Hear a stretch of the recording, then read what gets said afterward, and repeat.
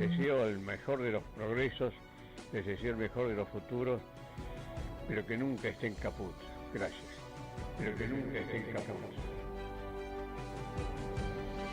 Radiocaput.com.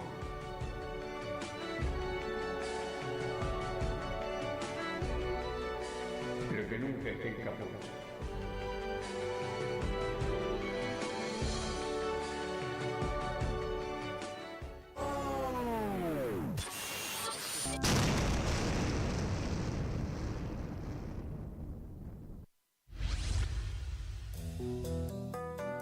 La lupa mágica de la palabra, donde se nos asoman los de las teclas y nos proporcionan un pedazo ya. La lupa mágica de la palabra, con la conducción de Alejandro Gil, desde San Miguel de Tucumán. La lupa mágica de la palabra. La palu cájima de la bralapa. De lunes a viernes, a las 12 de la noche. En Capó. Per canta que me amuraste lo mejor de mi vida. Basta, deja de cantar. Me fui a escuchar Radio Caput, no te amuré nada. Radio Caput. Voces de los territorios. El verdadero relato. Voces de los territorios. Conduce Irma Caupán. Voces de los territorios. Los martes a las 9 de la noche. En Caput. Radiocaput.com. Estás conectado. Estás en Caput.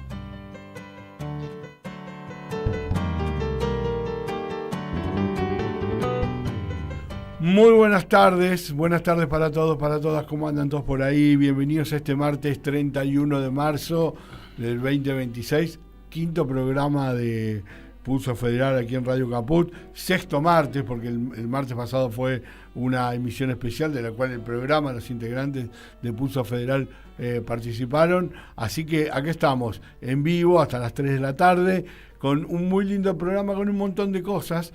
Pero vamos a arrancar, aquellos que nos escuchan, primero voy a presentar a la gente que está acá al lado y después voy a decir qué notaron de diferentes los que están del otro lado.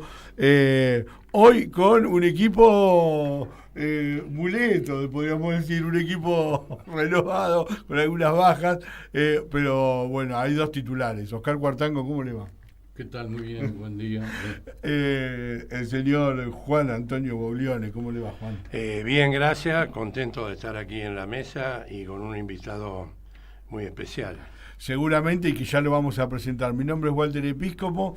Le queremos mandar saludos a Daniel Ferro, a Nair Villanueva, que son los conductores que hoy por problemas personales no pudieron estar, también a Telma Romero, que está en las redes sociales laburando, Martín Loza es el operador, gracias por estar ahí, y después de la presentación de rigor, decir que bueno, recién escucharon una música, un piano, escucharon un inicio diferente al resto.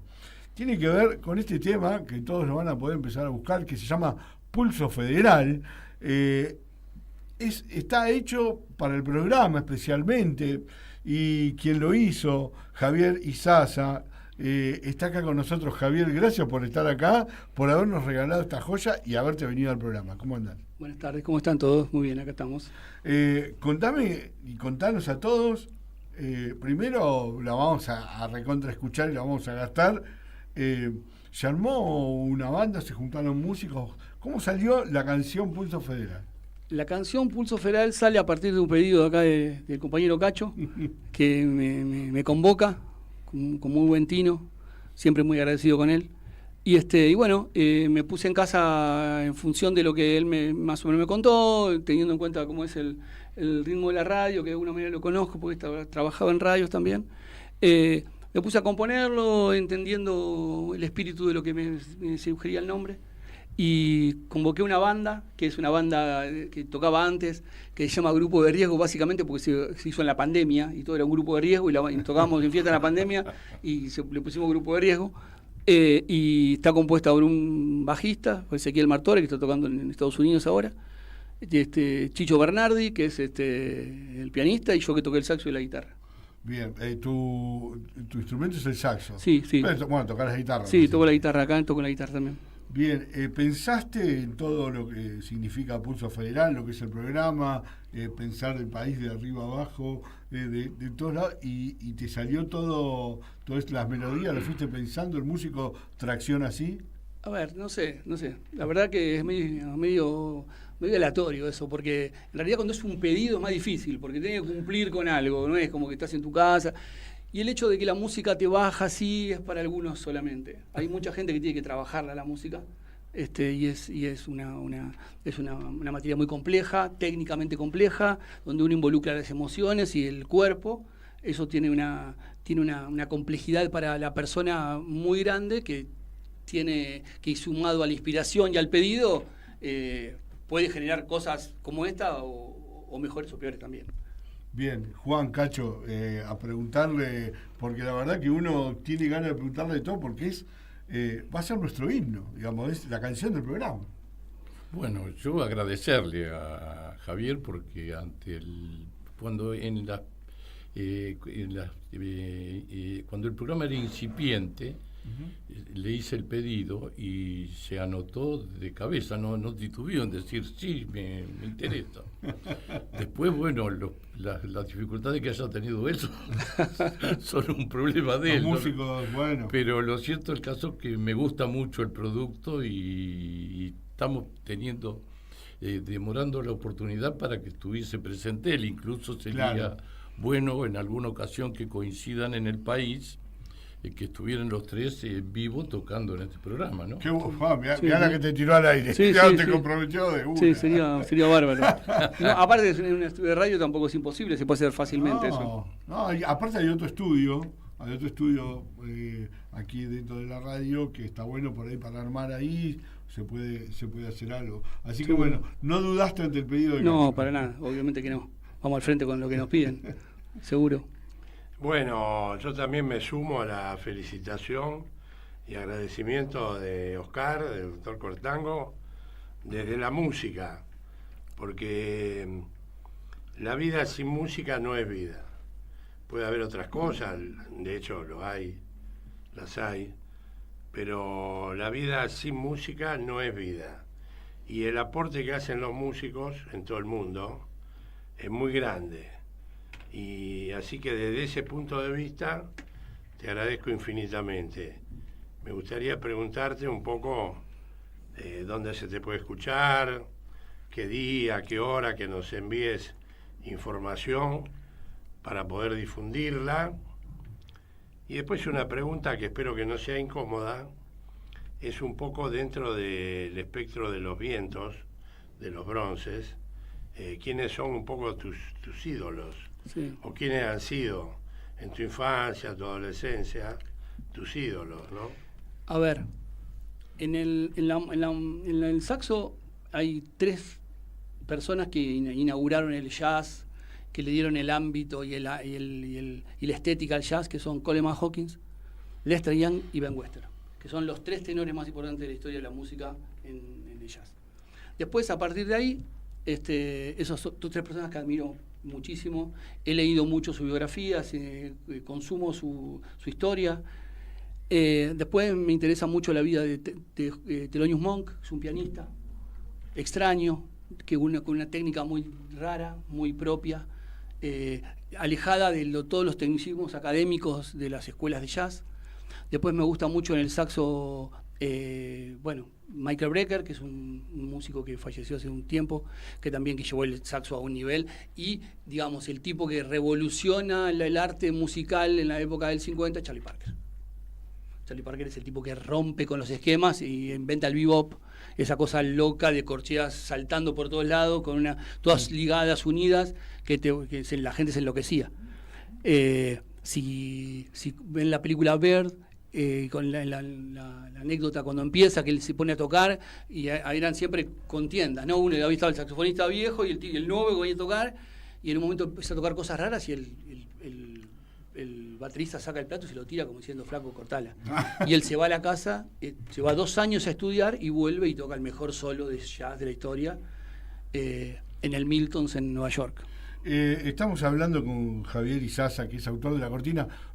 Martín, no sé si se puede poner un poquito de fondo mientras charlamos, para que nos queremos ir familiarizando también con la cortina mientras charlamos con el autor, que lo tenemos acá en el piso, en vivo. Gracias por haberte venido. ¿Sos de La Plata? Soy de La Plata. Estamos acá en Capital y se vino, está charlando acá con nosotros, contando un poquito de su historia, y como bien decía Juan, está bueno después generar un vínculo de cuando toque, para que la banda de Pulso Federal vayamos una noche, ¿no? Bueno, hay que ir a verlo, hay que ir a verlo a Javier, y cuando vengan los demás integrantes, y la verdad que hoy los programas no tienen todo su canción, su cortina. Esta va a ser nuestra canción identificatoria, y cuando la terminaste dijiste, ya está, quedó. ¿La escuchaste varias veces? En el periodismo, por ejemplo, en el periodismo escrito, nosotros somos periodismo escrito, escribís una nota y la dejás enfriar, ¿viste? Como que te parás, te vas, te fumas un pucho, tomás un café y a los 5 minutos volvés y la mirás. ¿Hiciste eso con la música? Digamos, ¿la hiciste y después la dejaste reposar? Yo la escuché, en realidad yo la hice tocando muy mal el piano, ¿sí? Tocándolo, grabándolo. Y después la escuché cuando la tocaron todos los chicos, porque la música tiene esa cosa también importante, claro, que vos podés concebir una obra, pero en realidad cuando la obra pasa al otro es cuando realmente se concibe.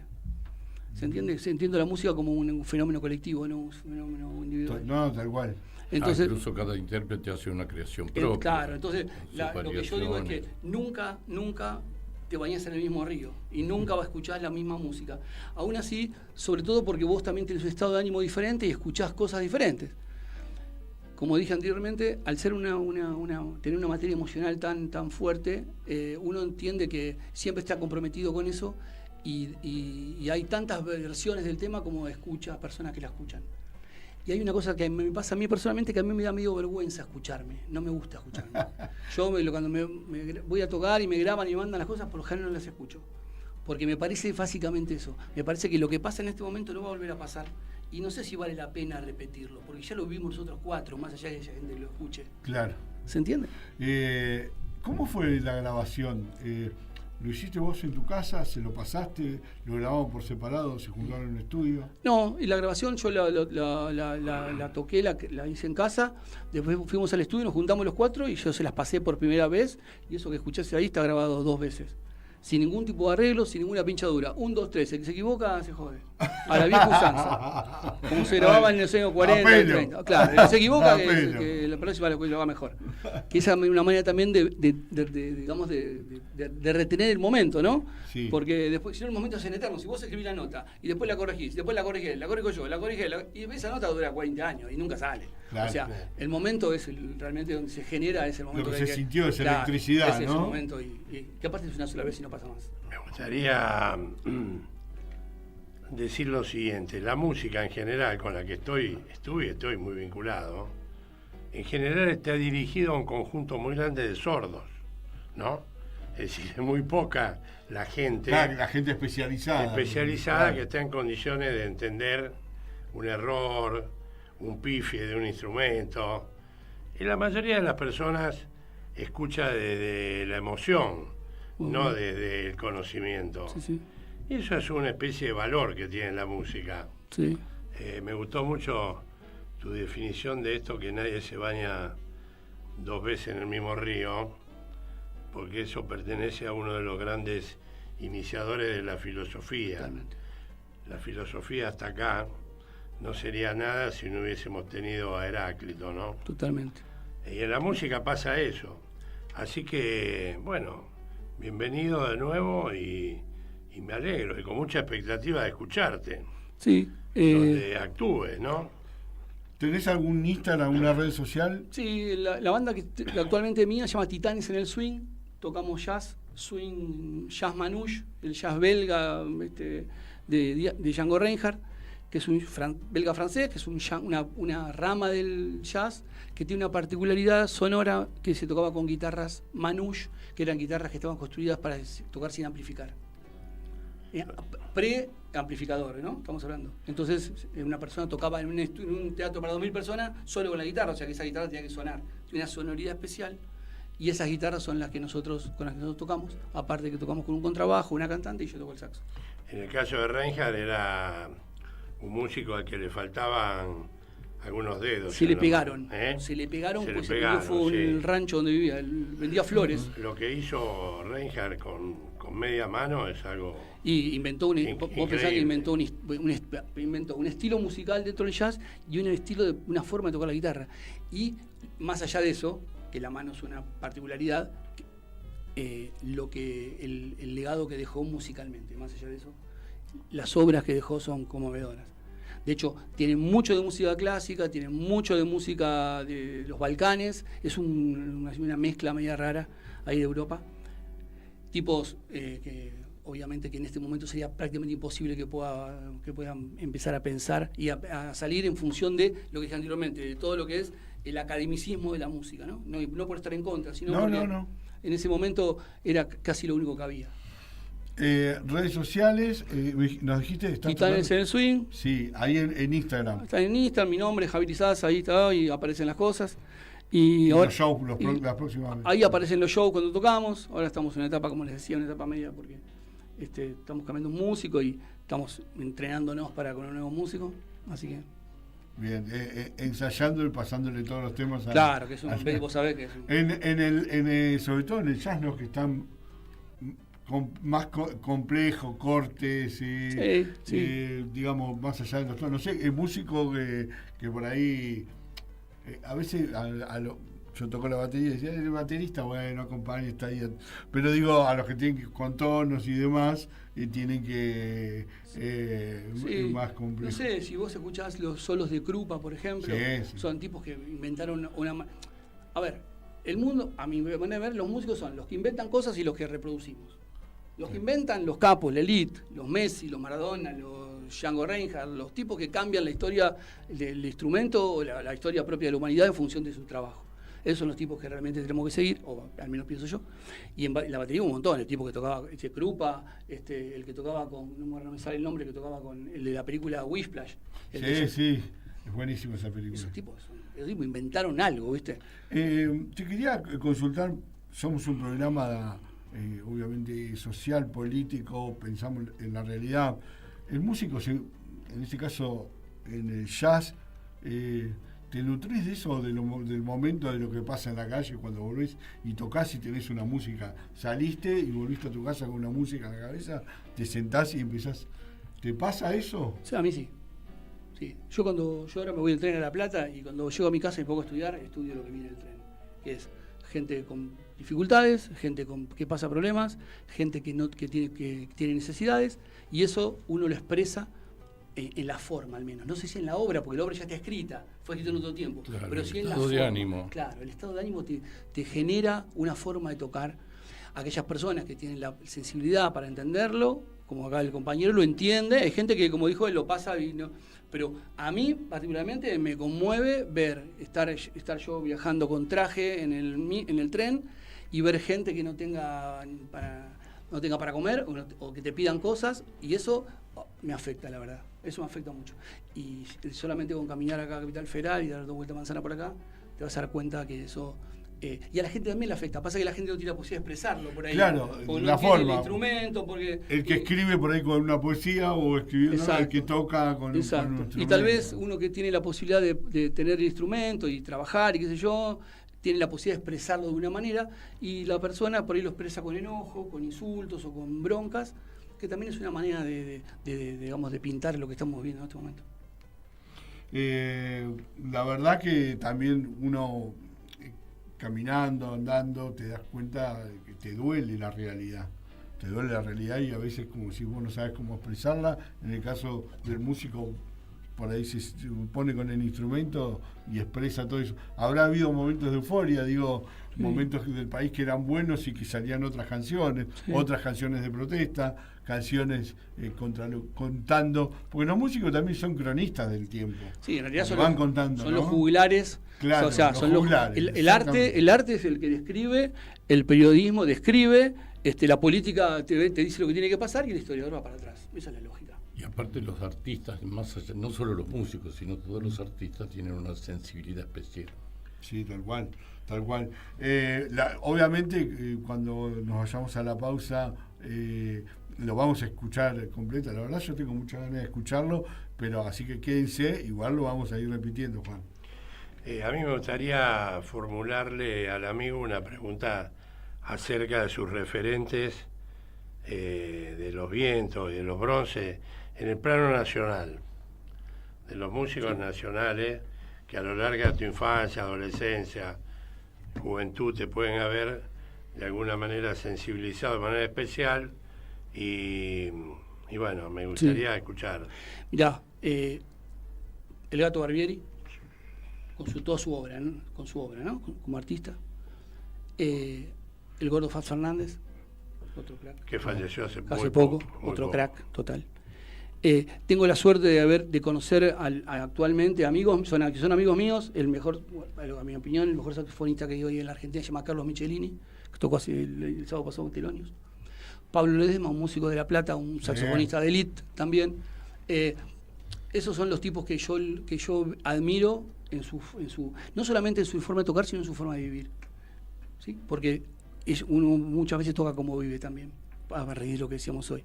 Entonces, esos tipos me parecen que son, me puedo olvidar un montón, ¿no? Pero había el Chivo Porcaro, que un tipo que se fue a Europa de muy chico también a tocar, tipos que dejaron discos que no son conocidos, que no tienen expresiones en TikTok ni en ninguna cosa de esas, ni en las redes, y esos tipos son los que pusieron semillas para que nosotros después podamos seguir, ¿viste?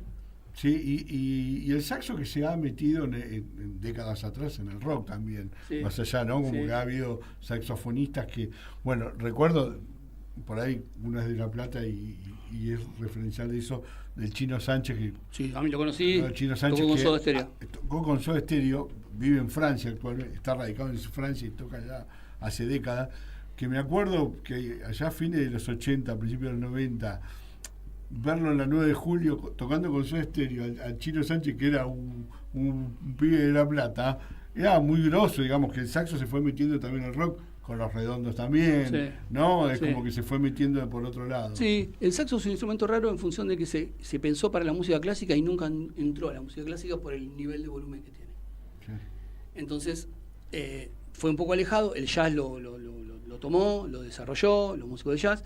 Después en el rock, en algunos momentos, sobre todo en la música argentina, estuvo ligado al rock and roll, también en Estados Unidos, ligado al rock and roll, y después hubo tipos que realmente vieron una lógica. Por ejemplo, hay un video muy gracioso de ¿cómo se llama? Del flaco que tocaba en Los Redonditos al principio, que no sabía tocar el saxo, que lo llaman a tocar y no sabía tocar el saxo. Claro, Willy Crook. Willy Crook, no sabía tocar, dijo, yo no sabía tocar. Lo llamó y dice que el indio dijo, ¿para qué traes? Porque no sabe tocar. Y porque le vieron algo al tipo y el pibo aprendió a tocar ahí con la banda, ¿viste? Y después grabó los discos más importantes de Los Redondos, los dos primeros, Julio y Octubre. Sí. Entonces, digo, ¿viste? La música también te lleva a esos lugares que nunca se comprenden. Que no sabés cómo un tipo viene. Que salía de adentro, claro, del corazón. Por eso, ¿viste? Obviamente, sin dejar de lado la parte, digamos, académica, digo, hay tipos que tienen muchas cosas que decir, como decíamos hoy, lo expresan aprendiendo algo nuevo, tirando piedras o yendo a la cancha a putear al refri, no sé cómo. Pero hay muchas maneras de expresar. El músico tiene la posibilidad de hacerlo para traer el instrumento. Claro, hay gente que pinta. Hay gente que actúa, hay artes más difíciles, más intelectuales o son más abstractas, pero la música es una cosa que, como decía ya el compañero, es muy notoria de entender lo que pasa. ¿Y a qué edad empezaste a tocar el saxo? Yo empecé de chico, pero dejé de tocar un montón de tiempo porque puse a trabajar, ¿viste? Tuve que trabajar de chico y lo fui dejando hasta que en un momento dije, no puedo, eso que yo decía, ¿viste? En vez de escribía y andás a ver lo que escribía, ¿viste? Entonces intenté hacer muchas cosas y por ahí la música era la que tenía esa facilidad. Pero hay una cosa que está buena. Escucha esto. Una vez me encontré con un profesor del conservatorio que me dijo una cosa. Me dijo, cuando vos dejás el instrumento, un día el instrumento a vos te deja 3. Mirá. Entonces, yo toco todos los días, siempre con la lógica de que del miedo que en su momento me deje a mí. ¿Entendés? Es como una cosa media enfermiza. Pero está buenísimo pensarlo así, porque te saca el cargo de tocar y hacerte amigo de lo que va a pasar, ¿viste? Porque que te deja, es la palabra, ¿viste? Pillon Rivière decía, el origen de las enfermedades mentales es por la pérdida. Entonces yo no quiero que el saxo me deje. Javier, gracias por haber venido por esta hora. Ahora nos vamos a ir escuchándola a la primera pausa del programa del día de hoy. Pero ante todo, queríamos por primera vez escucharla y que estuviera acá con nosotros, bueno, por invitación de Cacho, que a Cacho nadie le puede decir que no. No, viste que Cacho te dice algo y no le puede decir que no. Hemos hecho cosas. Así no que es para tanto. tengo pruebas de todo eso. Javier, muchísimas gracias. No, gracias a ustedes por invitarme. Javier Izaza, autor de Pulso Federal, con todo un grupo de músicos, la cortina de nuestro programa, de este programa que estamos haciendo en vivo hasta las 3 de la tarde aquí en Radio Caput.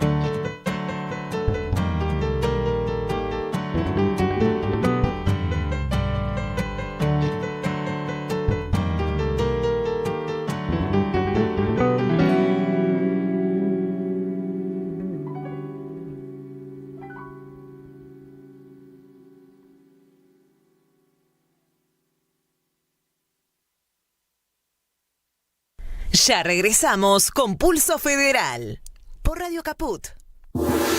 ¿Querés arrancar la mañana bien informado? Infosiberia, las noticias en tu celular.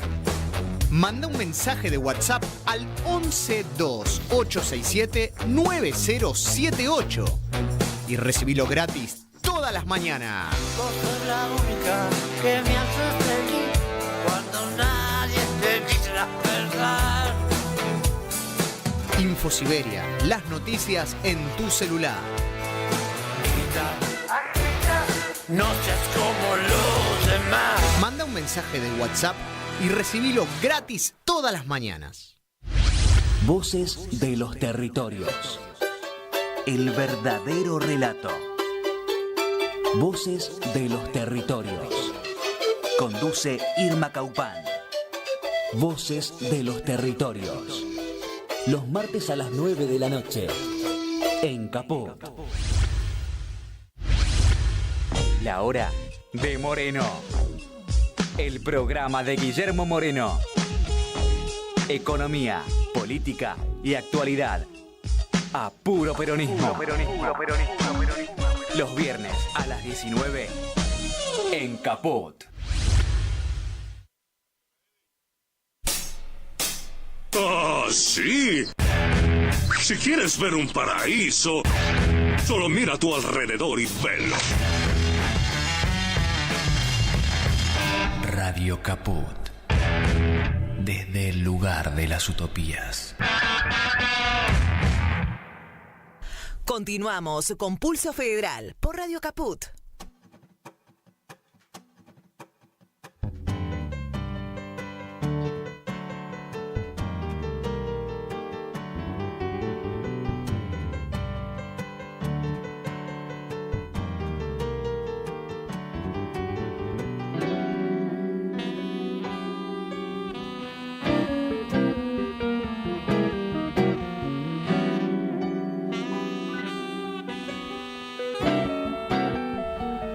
Muy bien, seguimos en esta emisión de Pulso Federal aquí por Radio Caput, obviamente radiocaput.com, ahí nos podés encontrar y también obviamente te metés en YouTube y ahí también nos podés ver. Quedan los programas, así que durante la semana podés revivir los diferentes momentos, las notas, como la que hicimos recién con Javier Isás, autor de esta cortina que recién estabas escuchando. Nos metemos en el segundo bloque del día de hoy con varios temas para tocar y mencionar, Cacho. Sí, nutrida agenda tiene la semana. Hay un fallo de la Cámara de Apelaciones de Nueva York donde revocó la sentencia de la jueza de primera instancia que condenaba a nuestro país a pagar a los fondos buitres 16.000 millones de dólares más o menos. Después también hay otra novedad judicial, que es que el juez Raúl Ojeda, Nacional de Primera Instancia del Trabajo, dictó una cautelar suspendiendo 82 de los artículos de la Ley de Reforma Laboral, y es sancionada por el Congreso de la Nación. También en el ámbito judicial hubo una imputación al Chiquitapia por evasión y enriquecimiento, y por otro lado, al Chiquitapia y a otra persona. Sí, ¿no? A Tobillino. También hubo una novedad en la cual el fiscal Polichita pidió la imputación de Adorni por enriquecimiento ilícito, y también un hecho trágico, que es el accidente mortal que hubo en Santa Fe, en la localidad de San Cristóbal, donde un chico de 14, 15 años mató de un escopetazo, con una escopeta que le había sustraído a su abuelo, a un compañerito de la misma edad. Todos temas que son de peso y sensibles, ¿no? El último que nombrás, en las últimas 24 horas, digamos, el país ha mirado para ese lado. Hace un rato miraban las noticias el cortejo fúnebre, era un único hijo, este chico. Realmente siempre se dice, ¿no?, que cuando se muere tu pareja, quedas viudo, ¿no? Pero cuando se muere un hijo no tiene nombre. Entonces, ver esos padres, único hijo, un chico como todos lo nombraban, feliz, que con muchas actividades, que salía del baño y se encontró con este chico de 15 años disparando a mansalva. Los actos de violencia y los actos de delincuencia también del sector juvenil deben ser abordados interdisciplinariamente y en forma objetiva y seria, sin banderías políticas. Totalmente. Ese es un camino.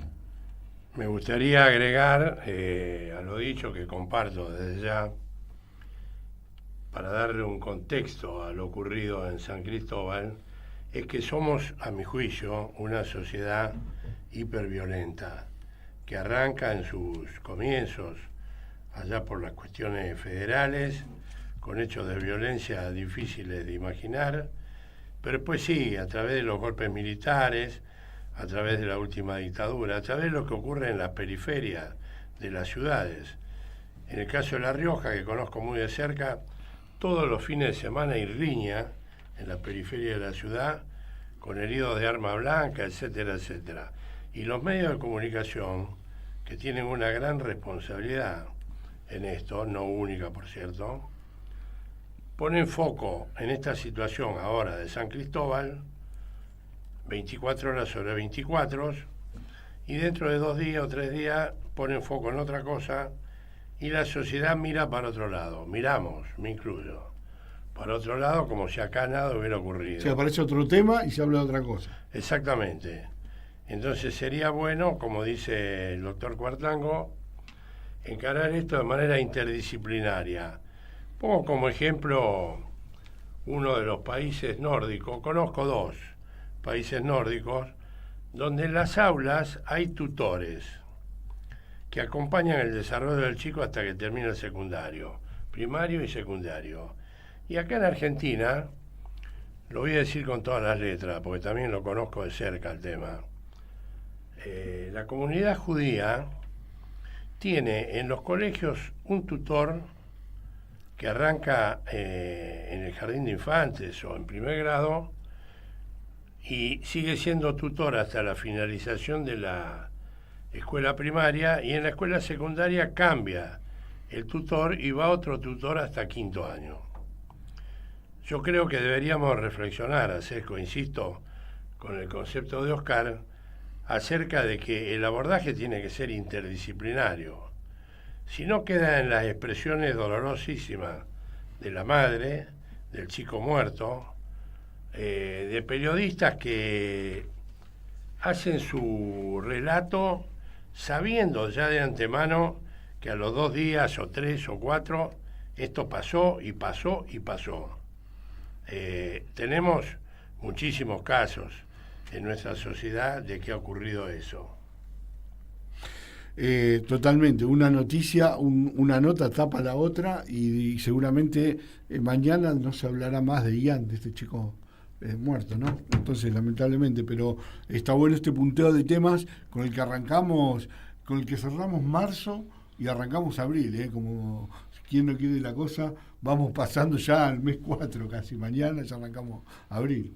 Así es. Y ese es uno de los temas importantes, entre otros los que mencionaba. Yo diría que la responsabilidad es de la clase política, Juan, porque el periodismo es lógico que se deja llevar por la oleada de las noticias y las novedades, pero los temas como este tendrían que ser políticas de Estado que incluso estén por encima de las diferencias ideológicas, que es lo que le está faltando a nuestro país. Comparto plenamente. Y tal cual, bueno, saber que este chico agarró una escopeta que era del abuelo, digamos, también dejar las cosas, ¿no? Escuchaba una madre que decía, acá es zona de campo y muchos tienen armas y todo, pero hay que ver en las casas donde se dejan esas armas, ¿no? Tener esos cuidados, sí. Porque está bien, es una zona de campo, como decía la madre de un compañero de estos chicos, y decía, sí, es muy normal acá, estamos en el campo, pero también hay que tener ciertos cuidados, ¿no? No es la primera vez, pasó la otra vez en Mendoza, a una chica que fue también armada a la escuela, bueno, por eso hay que tener todos los recaudos y sobre todo también entender qué está pasando con los chicos, ¿no? Porque también no solamente esto, también se está pidiendo a grito que se haga algo con los suicidios de los chicos, que están pasando muchísimo, por el tema del bullying o lo que sea, pero está pasando muchísimo, muchos jóvenes que se están perdiendo. Por eso, aprovechando la sanción de la ley de baja de la imputabilidad y los 6 meses que tiene que estar para entrar en vigencia, se podría aprovechar para hacer un trabajo interdisciplinario sobre estos temas. Totalmente de acuerdo. Hicimos el punteo del tema que lo hizo Cacho, de lo que es esta semana para nosotros, para Pulso Federal. Y también nos queremos sumar en la parte por ahí que más me atañe a mí en el programa, que es la parte de deporte, política y demás. No queríamos quedarnos lejos de lo que pasó. Bueno, me parece importante también meter una pata deportiva en Pulso Federal, que no tiene nada que ver con el fútbol y con los resultados del fin de semana. En este caso, aprovechar y sumarme a lo vivido el miércoles 24 de marzo pasado, a 50 años del golpe cívico-militar, y que no nos tenemos que olvidar que donde también estuvo la iglesia, ¿no? Pero digo, entre los 30.000 desaparecidos hay unos 270 deportistas. Según la investigación del periodista Gustavo Veiga, ¿sí? Que justamente, y hablábamos con Cacho el sábado pasado, el sábado 28, participó de una jornada de encuentro y reflexión denominado Fútbol, Memoria y Derechos Humanos, junto a entre otros, como Claudio Morresi, ex secretario de Deportes de la Nación. Y de esos 270 deportistas, 33 eran futbolistas. Después hubo otras disciplinas, hubo atletismo, todos recordamos la carrera de Miguel, jugadores de rugby. En La Plata, el club La Plata Rugby, hubo camadas desaparecidos, pero La semana pasada, obviamente, AFA, también los clubes, se hicieron eco en las redes sociales del 24 de marzo, contaron historias, mostraron carnet de socios desaparecidos, todo muy emotivo. Pero en medio de todo eso hay que contar, y desde lo deportivo, que en medio del golpe hubo un mundial, el Mundial 78, pero que antes del Mundial 78, justo el día del golpe, justo el día de que al gobierno de María Estela Martínez de Perón fuera derrocada, jugaba la selección argentina.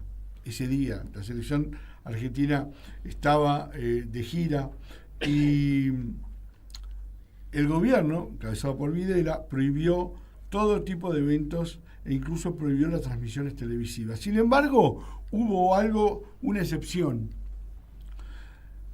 Y fue este partido que la selección argentina jugaba. Y lo quiero leer textual, un comunicado que decía: se ha exceptuado la programación para el día de la fecha del partido de fútbol que sostendrán las selecciones de Argentina y Polonia. Se leía en el comunicado 23 que publicó el autodenominado Proceso de Reorganización Nacional. Ya ahí el deporte, ¿sí? Se estaba tratando de desviar la atención de la gente. Ese día la selección argentina estaba de gira en Europa, le gana a Polonia 2-1 y el partido se vio en nuestro país. Increíble, lo único que se dejó ver. Un Mundial 78 que se había elegido hacer en Argentina 10 años antes. En el año 66 se había decidido en un congreso de FIFA que Argentina sea sede en el 78, como Alemania en el 74 y España en el 82. Después los diferentes gobiernos fueron dándole bola o no a todo eso. Es una historia que todos conocemos. Pero, como les dije, la AFA, que hoy en día está tan sucia, recién Cacho hablaba de Tobillino, de Chiquitapia y demás, hizo un comunicado bastante titulado Democracia y Fútbol, el valor de las instituciones en Argentina, muy formal, muy lavado, como cumpliendo. Y también decir que en esos días el único futbolista campeón del mundo que publicó algo en redes sociales en X fue Germán Pesela, el defensor, ¿no? Después, sí, hubo, en medio de todo eso, el Chiquitapia fue silbado en todas las canchas, jugó la selección argentina, esta noche juega ante Zambia, pero el otro día en la cancha de Boca también silbado, a cancha que va es silbado, está más sucio que una papa, ahora ya siguen las imputaciones, a meses que empiece el Mundial. Pero quiero cerrar este día para que después también opinemos y opinen los muchachos. Me quería despedir con un mensaje de los muchos que hubo, muy emotivos, de equipos de primera división y del ascenso, dejando nombres de hinchas y socios, fotos en las tribunas diciendo, bueno, acá este es un hueco donde faltan gente, falta hincha, muy emotivos. Pero me quiero quedar con un mensaje, es de JJ Urquiza, un equipo que está en la última categoría, en la primera C, que dice: perdimos socios, perdimos una cancha, perdimos un predio, perdimos amigos y perdimos familia. Lo que jamás vamos a perder es la memoria. Eso escribió JJ Urquiza. Muy bueno, muy bueno. Porque un club del ascenso que ha perdido su cancha, pues se la han sacado, ha perdido un predio, ha perdido gente, pero jamás el club pierde la memoria. Y es lo que tenemos qué importante, que hacer, ¿no? Los argentinos. Qué importante eso, Cacho. Uh-huh. Realmente el deporte ha sufrido muchísimo, y también en el marco de lo que se vio del programa especial del que fueron parte y que Radio Caput realizó la semana pasada, también el deporte tiene una pata en todo esto, ¿no? Y el controvertido para muchos Mundial 78. Yo trato de dividir lo deportivo, digamos, Filiol, la pelota que le sacó al holandés a lo último, no fue porque... No tuvo nada que ver. No tuvo nada que ver los militares o Kempes haciendo goles. Me parece que va por otro lado, al contrario. Menotti, que era el técnico, era un tipo de izquierda y que no tenía nada que ver con los militares, ¿no? Juan. No, comparto plenamente lo que acabas de decir, lo suscribo, lo subrayo, en fin, No soy un especialista en el fútbol, me gusta el buen fútbol. Miro fútbol, a veces voy a las canchas, cada vez con menos entusiasmo, y tengo para mí también muchas dudas acerca de la embestida esta que el periodismo deportivo ha hecho contra Chiquitapia. Es un tema que no tengo claro.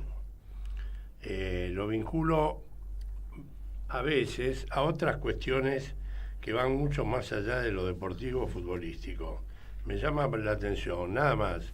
No tengo mucha información, no la voy a tener porque no es mi área, pero me llama mucho la atención de que se lo haya estigmatizado, se lo haya denostado a una persona que en algunos aspectos hizo las cosas muy bien. El equipo argentino ganó un mundial, le dio lugar a los clubes del interior. Yo soy un hombre del interior. Tapia le dio mucho juego a los clubes del interior profundo, de esos clubes que nunca recibieron un foquito de luz desde Buenos Aires. Él desde la AFA se encargó de tenerlos en cuenta. Pero bueno, es todo lo que puedo decir. Sí, desde que está Tapia, de los logros parecía ganar la Copa América, la finalísima, Mundial. Es como que parecía que había Tapia para rato en los últimos tiempos, con todas estas cosas que están apareciendo y denuncias, desde incluso imputaciones por desde Arca, con cosas que están pasando con ganancias. Realmente hasta se le está prohibiendo a Tobillo salir del país. Bueno, a meses del Mundial, ¿no? Que el presidente, y tan pegado a la FIFA también, esté así. Pero bueno, son temas que la política y el fútbol a veces van en línea recta, en línea paralela, y a veces los gobiernos se meten con la AFA, a veces no le dan bolilla. Estuvo Grondona décadas y estuvo con todos los gobiernos, ¿no? Porque, yo lo que digo es lo siguiente: hay dos temas en paralelo que están en las antípodas pero que se cruzan, que son la imputación al Chiquitapia y la imputación a Adorni. Tenemos que ser prudentes, pero también tenemos que ser serios.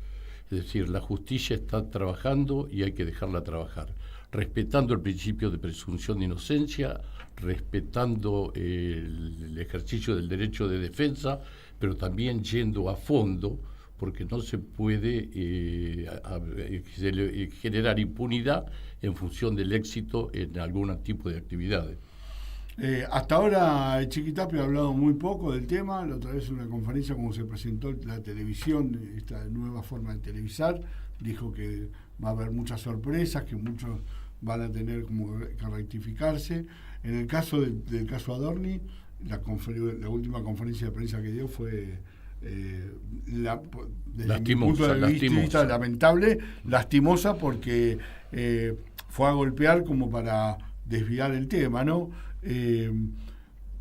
Como decís vos, Cacho, la justicia deberá actuar en consecuencia, seguir investigando, y todos queremos saber qué pasa. A mí lo que me llama la atención siempre es que nunca de un lado no hay presos, no hay juzgados. Ahora del otro sí, siempre hay presos, hay juzgados, no, me parece que siempre es un poco tendenciosa desde ese lado.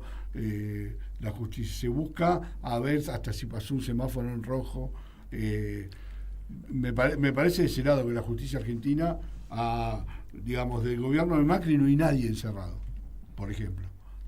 Nunca se investigó a nadie, son todos impolutos. Cuando Macri asumió un gobierno con 220 causas. No sé, me pregunto, ahora del otro lado, del gobierno, de los demás gobiernos, el gobierno kirchnerista y demás, se acusa a todo el mundo, hay gente presa, pero ahora del macrismo no hay nadie. Hasta ahora del gobierno oficial tampoco se han escuchado audios. Me parece que la justicia se tiene que expedir, pero a veces genera dudas. No tengo duda de que se tiene que depurar la justicia. Es decir, yo no titubeo en decir que Comodoro Pi está seriamente sospechado. Juan, sí, me gustaría una reflexión tuya, que sos experto en el tema de deportes, que no es mi caso. Una reflexión mínima acerca de los intereses económicos, comerciales, periodísticos que ha afectado Tapia. Tapia se lo acusa en este momento de retenciones de plata, de cosas que se han cobrado y que no han llegado. Y también ha hecho su poder con muchos equipos justamente del interior y de las categorías menores. Y subiendo clubes, por ejemplo, hoy en la C está jugando un equipo que responde a Lionel Messi, que lo fundaron en el 2015. Digamos, obviamente tiene el mismo voto, no sé, tal equipo, no quiero nombrar alguno porque el otro día el presidente de San Lorenzo dijo no podemos comprar el 3 de Cambaceres, se enojaron los de Cambaceres, pues no quiero nombrar a nadie.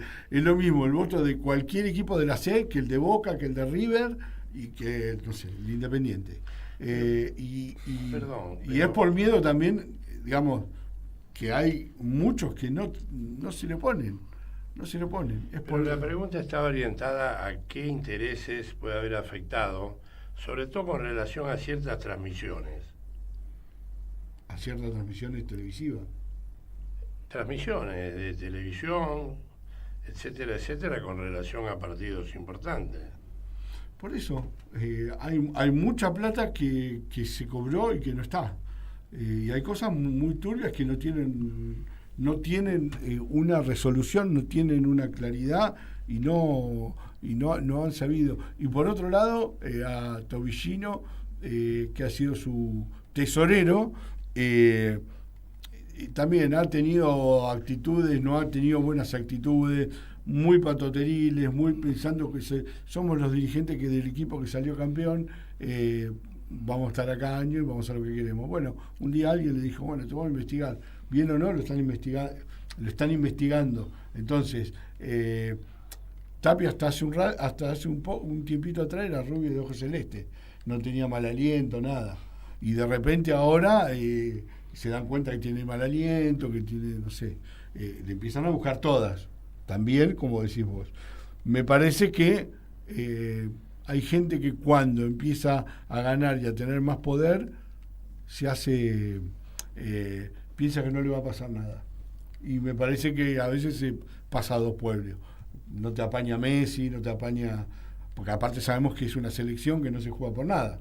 Digamos, cuando salió campeón vino, le ofrecieron el balcón y como esta selección no es afín a un gobierno, no lo quisieron hacer. Bueno, quiere estar afuera de todas cosas políticas la selección, es respetable, lo habrán decidido como grupo.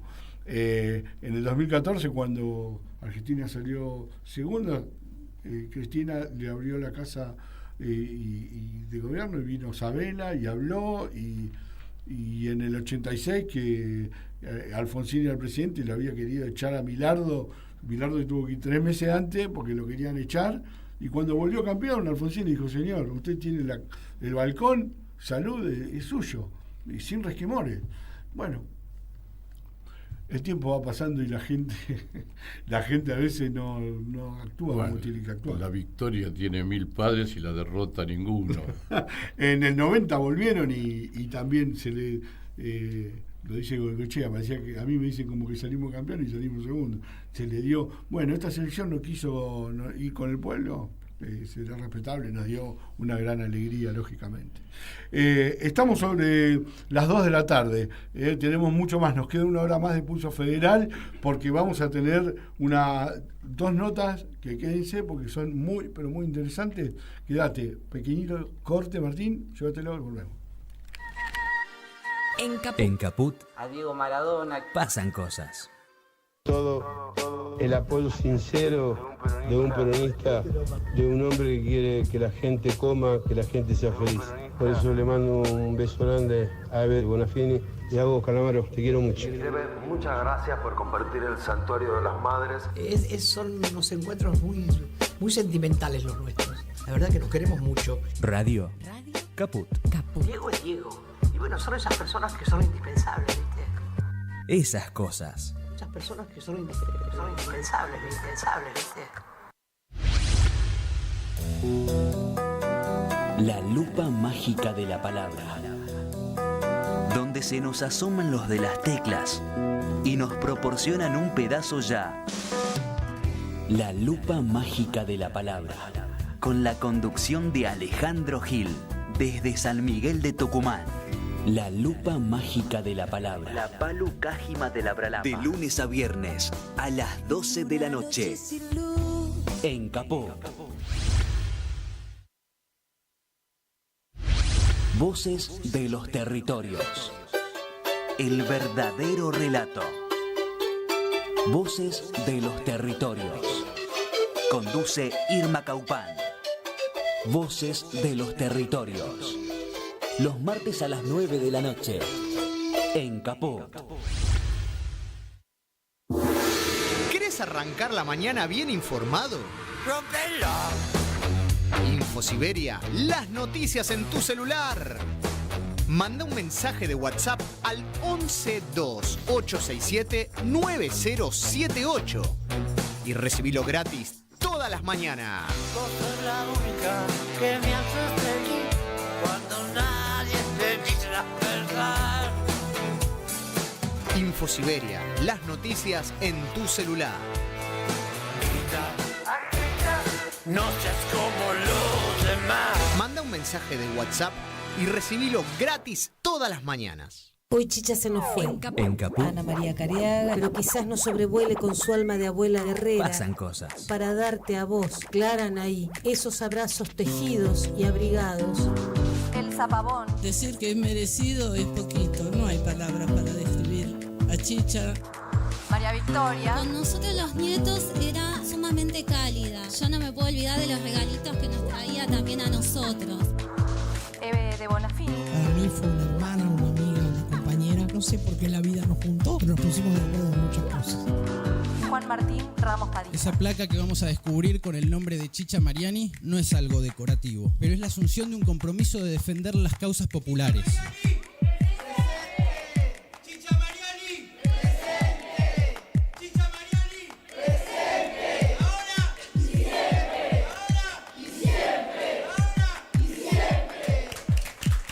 Radio Caput. Hable bajo, pero hable, no se calle. Esas cosas. Continuamos con Pulso Federal por Radio Caput.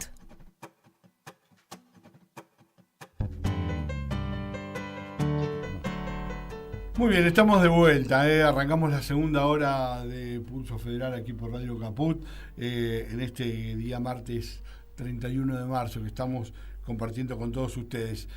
Programa número 5 de Pulso Federal. Estamos muy contentos y agradecidos a esta casa que nos ha recibido. Arrancamos la segunda hora y les decía, tenemos en esta segunda hora dos charlas muy, muy interesantes. La persona que ya está conectada y que ahora voy a presentar es Emilio Augusto Rafos, abogado, consultor electoral senior, diplomado como observador electoral internacional por la CEA, dictó cursos en materia constitucional y electoral, docente de la Facultad de Derecho de la UCALP, convocado como experto en materia electoral por entidades públicas y privadas, dirigente de entidades comunitarias, fundaciones y ONGs, y perteneció a la Junta Electoral de Buenos Aires. Gran currículum, le agradecemos a Emilio Rafos que esté con nosotros. Emilio, buenas tardes. Aquí te saludamos Oscar Guartango, Juan Antonio Boglioni y Walter Episcopo. Buenas tardes, ¿cómo les va? En primer lugar, les agradezco la invitación y bueno, veo que es el programa número 5, esperemos que se vaya multiplicando varias veces, ¿cierto? A su disposición. Bueno, muchas gracias, sí, estamos con muchas ganas y en un lugar que nos da toda la libertad, así que para hacerlo, y bueno, mucho para hablar y bueno, Cacho nos comentaba, ¿no? Cacho dice, le dicen pato, pero yo no me animo a decirte pato. Cacho, nos preguntás vos. No, pato, absolutamente pato. Sí. Si lo llamamos Emilio, en la calle no se da vuelta. Como a mí con Cacho. Tal cual. Bien, contanos un poquito, recién hacemos sos especialista en temas electoral, y también de, ¿qué opinas cuando se discute tanto de un número? ¿Son 30.000, no son 30.000? Esta discusión que a veces parece no tener final para algunos, para otros lo tenemos más claro, pero ¿qué te pasa cuando escuchas eso? Bueno, mirá, yo, si ustedes me permiten, arrancaría al revés. No arrancaría por si son o no son 30.000. Porque hay un tema que ahora parecería como que es un tema... Emilio, discúlpame, ¿podrías acercarte un poquito más al micrófono para que se te escuche más claro? Ah, porque se escucha un ruido. Sí, yo escucho el ruido exactamente igual que ustedes. Sí. Sí, así que me lo bancaba, pero yo escucho sí como una interferencia, una reverberancia. Ah, está bien. ¿Preferís que te llamemos por teléfono?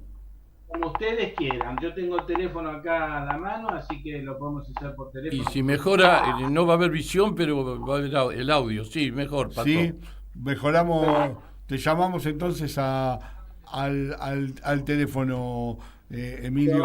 Ahí te llamamos para mejorar, que se escuche un poco por ahí más claro, y del otro lado, más allá de la visión, que hoy, bueno, tenemos con esto que es radio y streaming e imagen, también sigue siendo, por lo menos es lo que creo, que se entienda el mensaje, lo que se dice, y bueno, por si ahí hay una interferencia, mejor tratar de arreglarlo de ese lado. Ahora lo vamos a comunicar telefónicamente gracias a Martín Loza, nuestro operador, que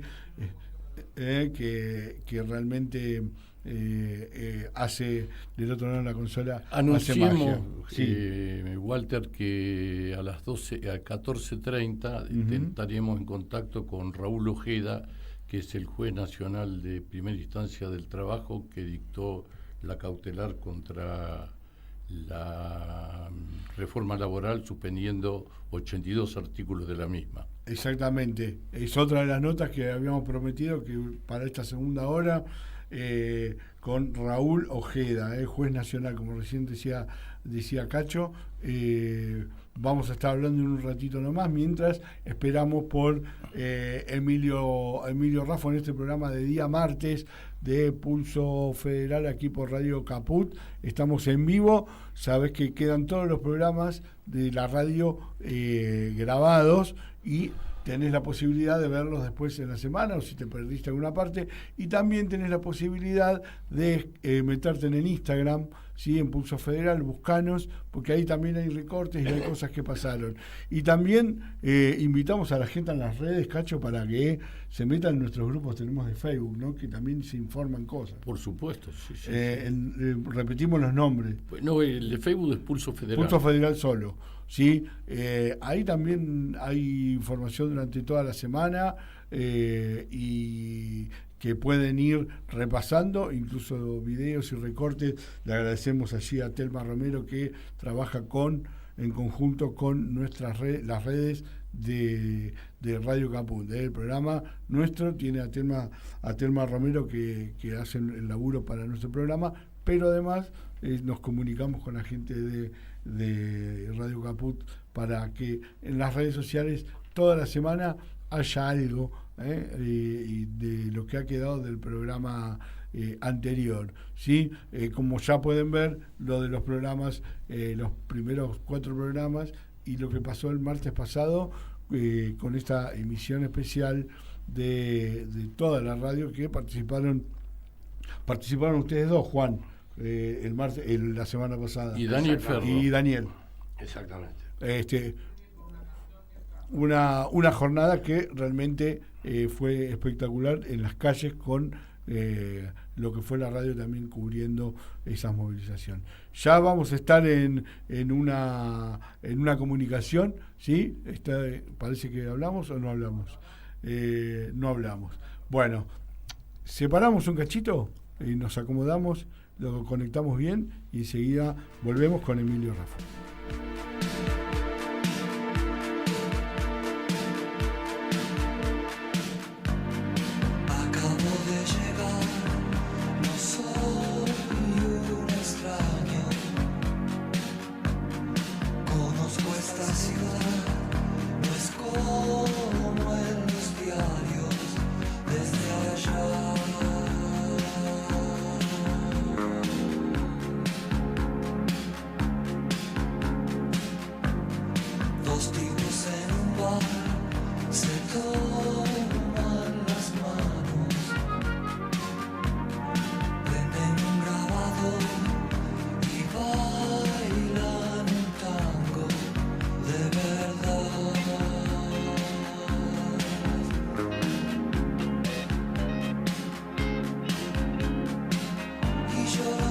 miro sin querer mirar, enciendo un faso para despistar, me quedo piola y empiezo a pensar que no hay que pescar dos peces con la misma red.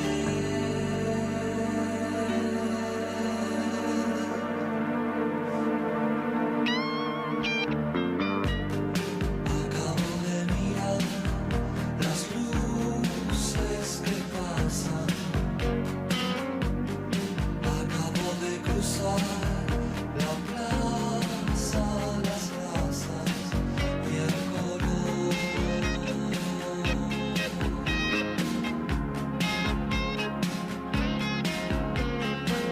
Y siento un humo como familiar, alguien se acerca y comienza a hablar, me quedo piola y digo qué tal, vamos a pescar dos peces con la misma red. Desprejuiciados son los que vendrán y los que están ya no me importan más, los carceleros de la humanidad no me atraparán dos veces con la misma red.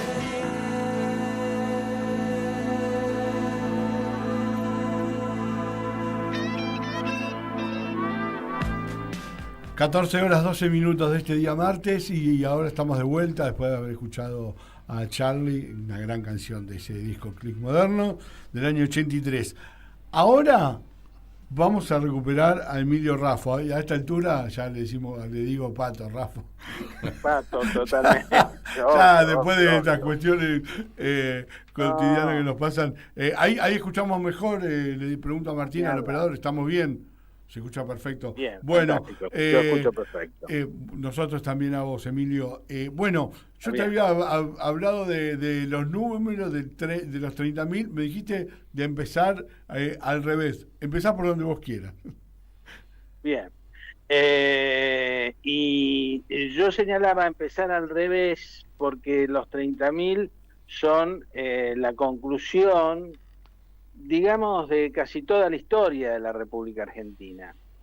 Y me atrevo a agregar que como paso previo a los 30.000, también tenemos que hablar de la memoria completa, que parecería que es una bandera que enarbola una parte de la sociedad, cuando en realidad la memoria completa la están solicitando la gran mayoría de los habitantes en la República Argentina, las víctimas de la violencia en la Argentina, las madres, las abuelas, los hijos, los nietos, todas las personas que han sufrido y aún sufren el escarnio de la violencia en la Argentina.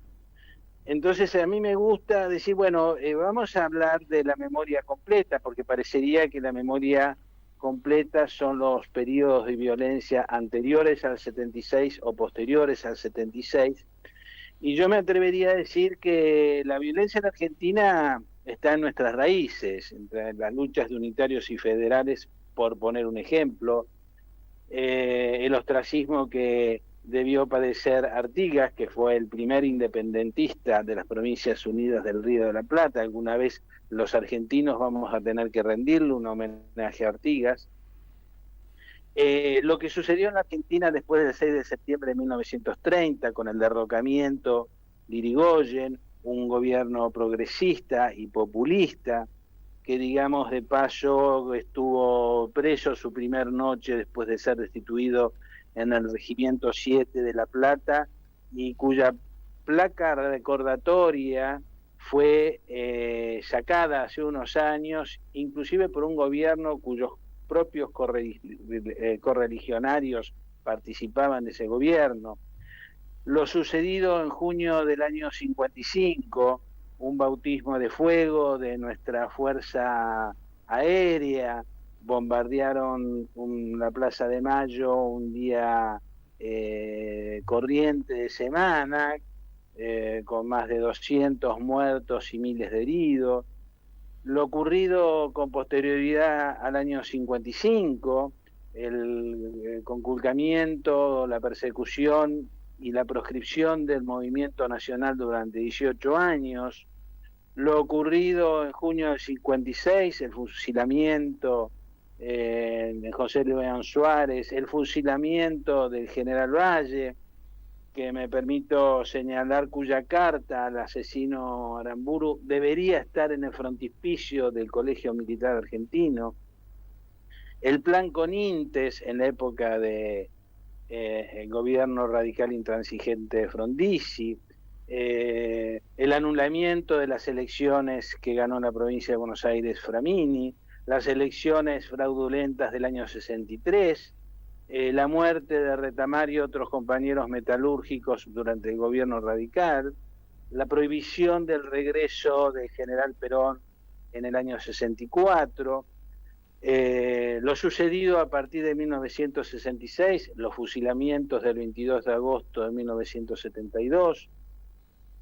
Todo eso dio lugar no solamente a un inicio de una insurgencia por parte de sectores populares en la República Argentina, sino que ocurrió en toda América Latina, Uruguay, Chile, Perú, Nicaragua, Argentina propiamente dicho, iniciaron movimientos armados, eso no se puede negar.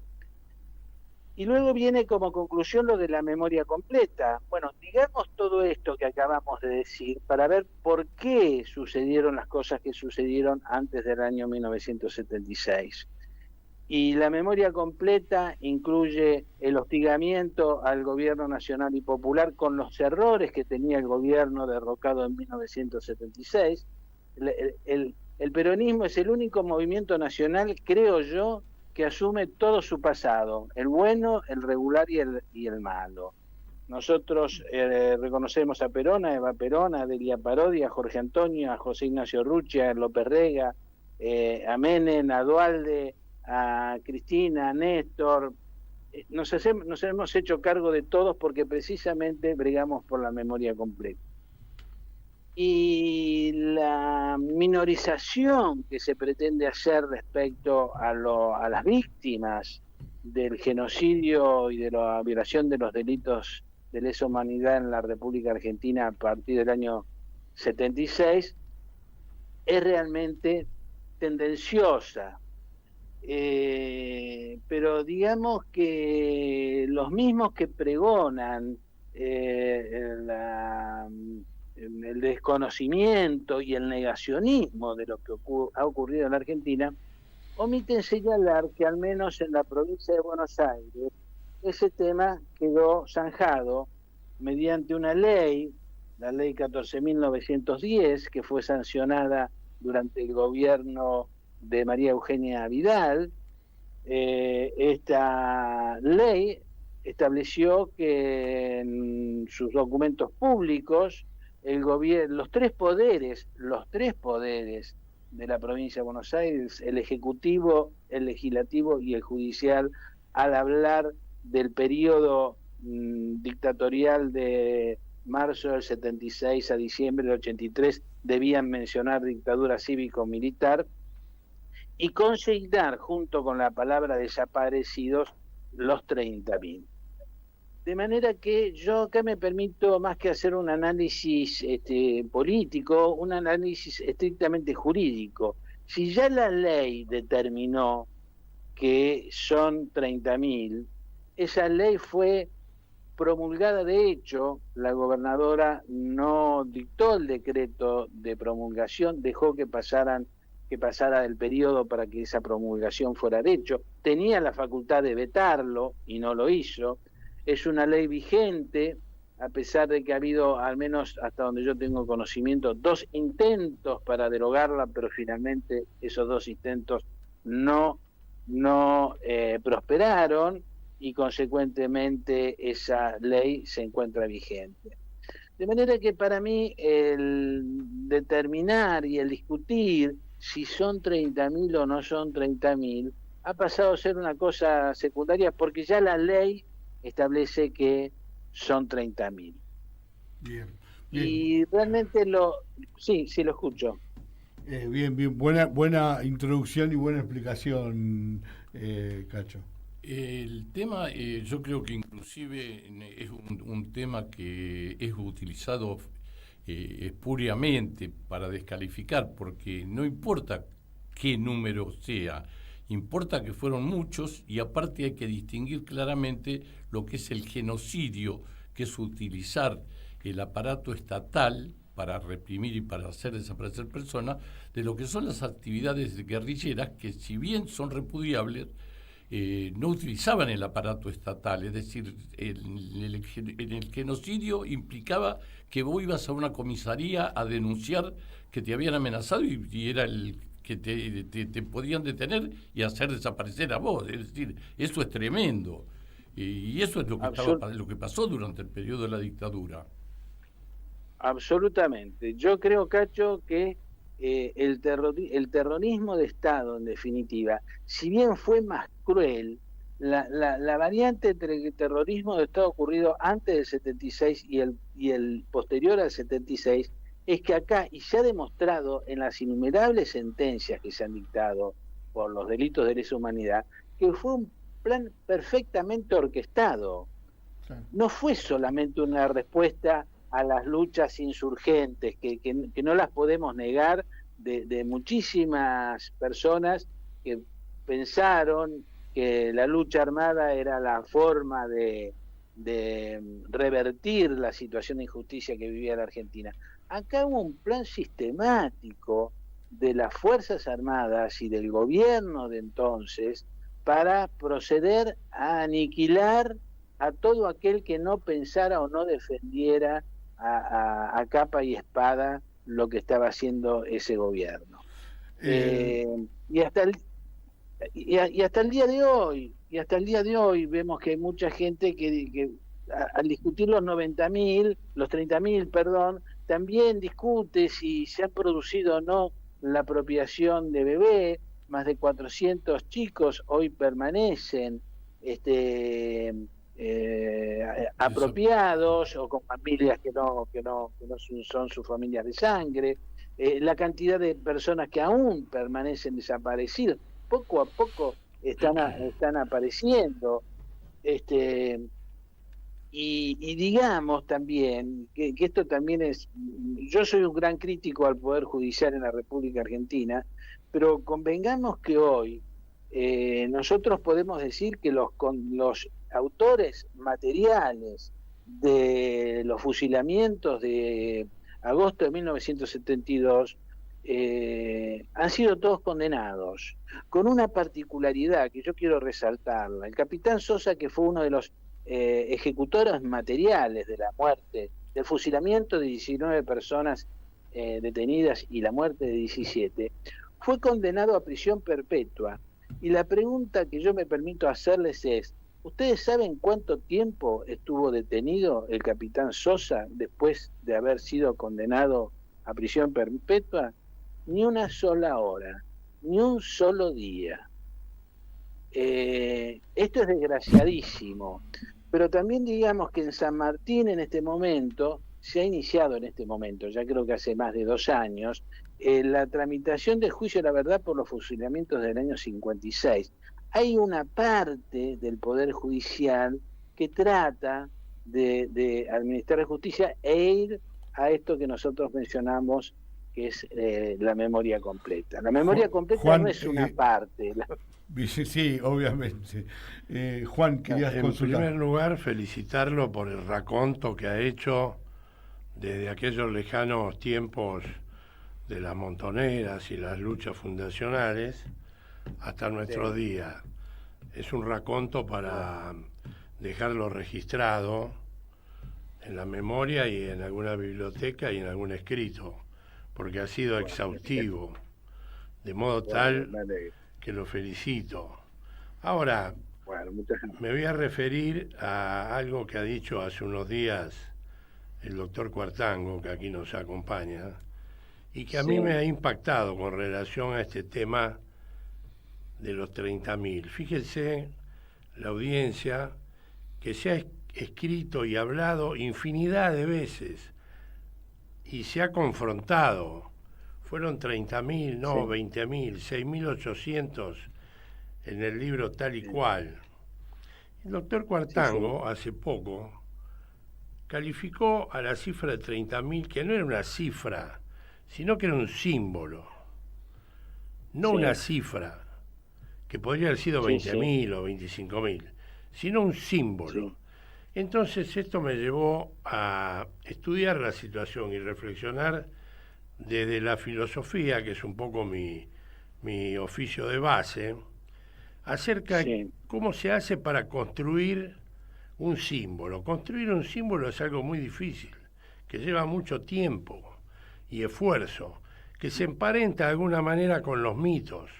Lo que ocurre es que en los mitos siempre hay una persona joven que muere siendo joven, entonces eso alimenta el mito, ¿no? Gardel y otros tantos.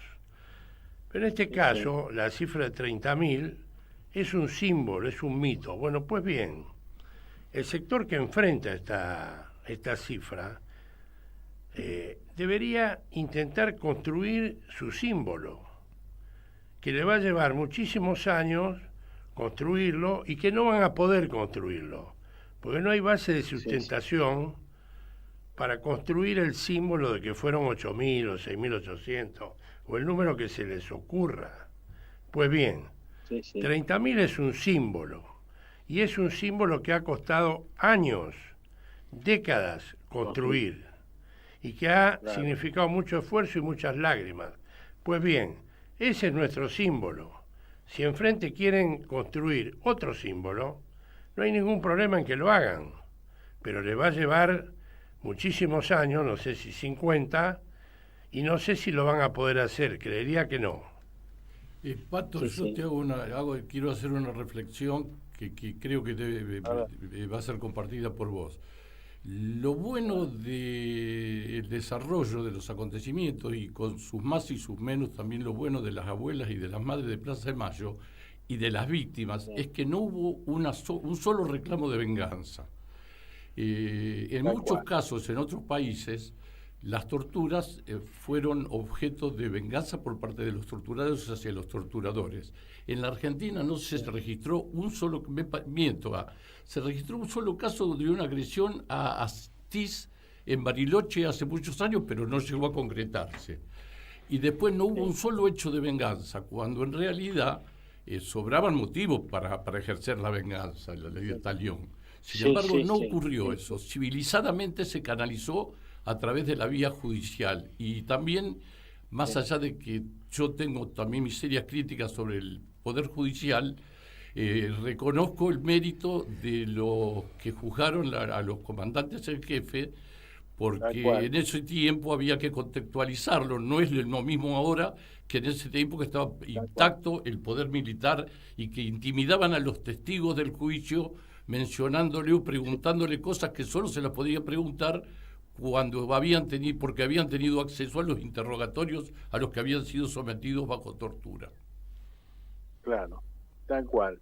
Y con este agregado, Cacho, inclusive, si uno analiza el accionar de las abuelas de Plaza de Mayo cuando iniciaron su gesta en busca de los nietos, y qué es lo que hacen en la actualidad las abuelas, ven un avance que no va hacia la venganza, sino va en el respeto a los chicos, hoy ya no tan chicos, son todos jóvenes, que son encontrados, y hacen un gran trabajo de indagatoria, sería el término, o de investigación, antes de dar a publicidad que ese joven ha sido producto de la apropiación indebida. De manera que ha habido un gran avance en ese sentido, del respeto a los derechos humanos de los propios genocidas y los propios torturadores. Y de hecho vemos que la gran mayoría de los torturadores y condenados gozan todos de libertad domiciliaria. Y no solamente libertad domiciliaria, pueden ir a hacer mandados, salirse de la cárcel para ser mandados, hacer fiestas. Ha habido una gran consideración, creo yo, por parte de las víctimas y de todos aquellos que han luchado, inclusive cuando todavía estaban vigentes las leyes de obediencia debida y punto final, con los juicios de la verdad, por ejemplo, que acá en La Plata se sustanciaron durante durante varios años con colegas tuyos laboralistas como abogados de la Jaime de la parte de las víctimas, digamos, ¿no es cierto? Yo creo que efectivamente es así, es una demostración palmaria, inclusive yo me atrevo también a decir, a hacer un agregado, Cacho, que yo creo que vos también lo compartirás, es que el peronismo, aún siendo víctima de la proscripción, etcétera, jamás participó de un movimiento que alterara el orden institucional. Todo lo contrario, en 1987, por poner un caso, todo el peronismo, su plana mayor de dirigentes y el pueblo entero salió a defender al mantenerse gobierno con Alfonsín y apoyar a la continuidad de la democracia, ¿cierto? Claro. Estuvieron en el balcón de la Plaza de Mayo. Emilio, te queremos... Estaban Sadi, Cafiero, Luder, bueno, no me acuerdo quién más en ese momento. Creo que la memoria completa, insisto, es buena, es importante reverdecerla, enaltecerla, pero que no nos corran con el tema de la memoria completa. Nosotros la tenemos muy clara, qué es lo que ha pasado en la República Argentina. Emilio, te queremos agradecer muchísimo estos minutos, este rato charlando para Compulso Federal. No va a ser la última vez que va a ocurrir esto, así que desde ya, muchísimas gracias por el tiempo. Bueno, gracias a ustedes y por permitirme expresar con total y absolutamente, con absoluta libertad, cuál es mi pensamiento sencillo sobre este tema tan vital, que es importante que nosotros, nuestros hijos y nuestros nietos tengan presente qué es lo que ha ocurrido en la República Argentina. Gracias a vos, que tengas buen día. Gracias. Hasta luego, buen día. Hasta luego. Allí pasaba Emilio Raffo, sí, que es abogado especializado en temas electorales también. ¿Separamos o podemos ir a la próxima nota? Dale. Bueno, porque tenemos una nota que realmente la teníamos pautada a esta hora, también es otra linda charla que se viene y bueno, hay temas que se quedaría charlando muy interesante, como decía Juan, hizo un raconto impresionante, ¿no, Emilio Raffo? Muy interesante y muy completo, por sobre todas las cosas, muy completo. Realmente lo bueno es que esto queda grabado, queda guardado y se puede reproducir, ¿no? Como decís, hoy en las redes sociales se puede hacer recorte rápidos de todo lo que ha hecho, lo que ha dicho. Estamos en vivo, 14 horas 33 minutos, todavía nos queda media horita, un poquito menos del programa del día de hoy, pero vamos con otra nota que teníamos pautada y que tenemos también muchas ganas, hay mucho para hablar. Le damos la bienvenida a Raúl Ojeda, que es juez nacional, que dictó la cautelar suspendiendo 82 artículos de la reforma laboral. Raúl, buenas tardes. Te escuchamos acá, Juan Boglione, Oscar Cuartango y Walter Episcopo. Hola, ¿qué tal? Buenas tardes, ¿cómo les va? Buenas tardes, Raúl. Gracias por atendernos. No, por favor, un ratito nos hacemos porque vos sabés, Cacho, que... Perdón que te trate así con la familiaridad de costumbre. Pero vos sabés, Cacho, que yo sigo a cargo de los dos juzgados, así que tengo más de 300 despachos para firmar, a pesar de la paro. No, te agradecemos mucho y comprendemos la situación. No, simplemente para que nos reseñara cómo se resolvió este tema, es decir, que queremos que hable vos, no que hablemos nosotros, ¿no? No. En realidad yo ya dije todo lo que tenía que decir en la resolución. Exacto, Lo que sí quiero agregar es que el Estado se ha comportado de muy buena manera, no ha sido bochinchero ni ha sembrado cuestiones dilatorias. Ahora dice el abogado de Diego que por ahí me van a recusar. Bueno, eso sería algo meramente dilatorio porque no creo que le den bolilla. Y también dijo el asesor Caputo, puede ser, que... No, ¿cómo se llama? El asesor... ¿Cómo se llama? Sí, el asesor... sí, que pedirían mi juicio político, pero son digamos, cosas políticas que tienen que decir, pero no, en el expediente no veo que haya nada raro ni difícil. Vamos a seguir trabajando y lo que nosotros buscamos con esta cautelar es más que nada tener un momento de paz, un momento de calma, que el Estado conteste la demanda, que exponga todos sus argumentos y después dictar una medida que pacifique la cosa, ¿no es cierto? Porque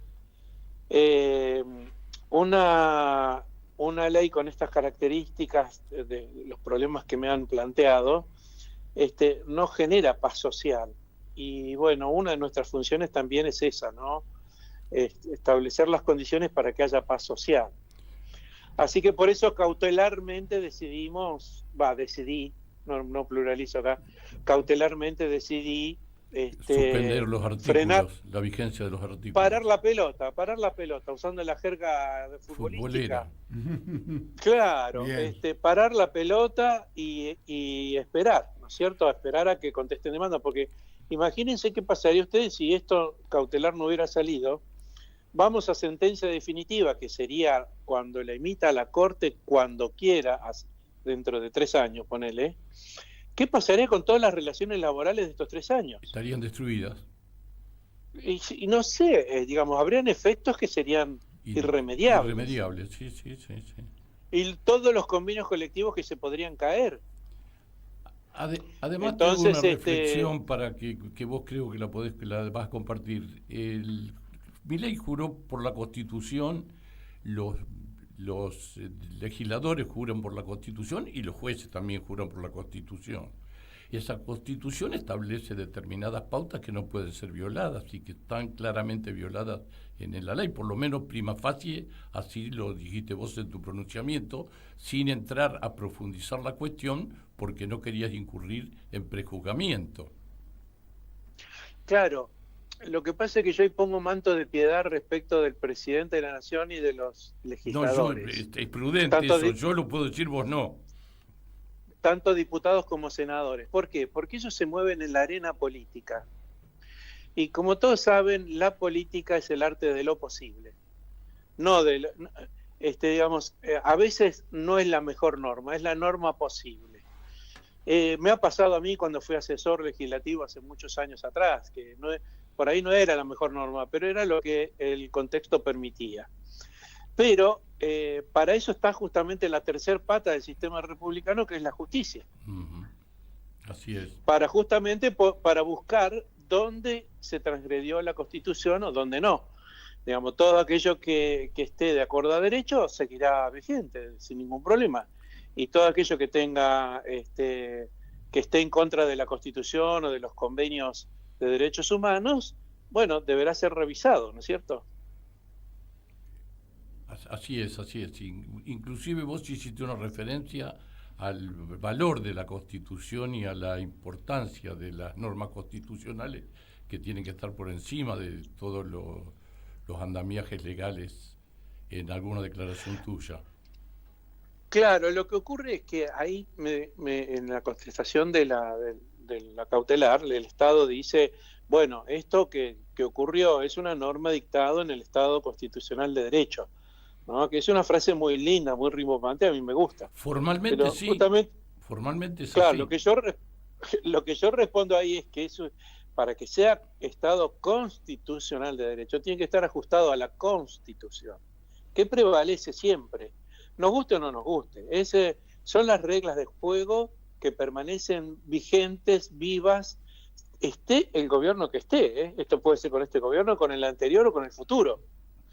Es la misma Constitución para todos. Y justamente, bueno, por eso es que los jueces no vamos rotando, como si van rotando de acuerdo a los vientos políticos, los funcionarios políticos, ¿no es cierto? Así es. Bueno, te agradecemos mucho y te dejamos seguir trabajando con los 2 juzgados a tu cargo, Un abrazo grande. Muchas gracias, hasta luego. Muchas gracias. Gracias, buenas tardes, Raúl. Ahí pasaba Raúl Ojeda, juez nacional, que como decíamos en la presentación, fue quien dictó la cautelar suspendiendo 82 artículos de la reforma laboral. Claro, hay mucha tela para cortar sobre estos temas. Juan, incluso vos lo sabés porque sos abogado, por ejemplo, la competencia. La defensa del Estado planteó la competencia del fuero contencioso administrativo federal. En realidad yo creo que es competente la justicia laboral, que es la específica, pero después por otro lado también está la vía procesal, porque lo que se hizo fue una declaración, una acción declarativa, no es una demanda de inconstitucionalidad, ni tampoco el planteo de inconstitucionalidad en un caso concreto.